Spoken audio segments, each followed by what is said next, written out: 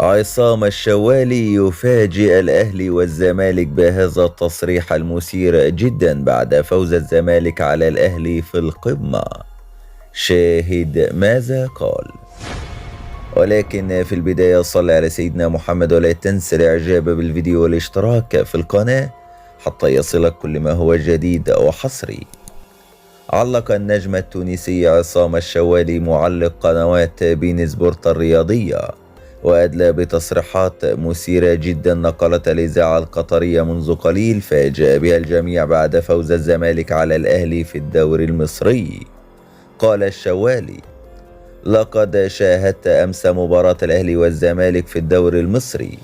المباراة كانت ممتعة جدا وكان هناك إصرار من الفريقين للحصول على الثلاث نقاط وإنهاء المهمة على أكمل وجه، وهذا ما يميز ديربي القاهرة عن بقية الدربيات العربية.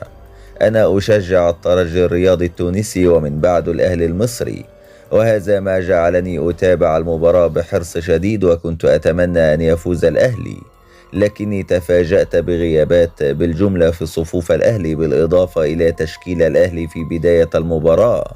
التشكيل كان غريب جدا. كل هذه الأمور جعلتني أشعر في البداية أن الأهلي لن يكون الفائز في هذه المباراة، وبالفعل الزمالك استغل هذه الفرصة وحقق الانتصار. ولفت انتباهي أيضا فرحة لاعبي الزمالك الزائدة عقب انتهاء المباراة. هذه الفرحة جعلتني أسأل: هل هذه مباراة في الدوري المصري أم هو نهائي جديد لدوري أبطال إفريقيا بين الأهلي والزمالك؟ لكني علمت من أحد الأصدقاء أن الزمالك حقق هذا الفوز الثمين في الدوري بعد غياب 21 سنة.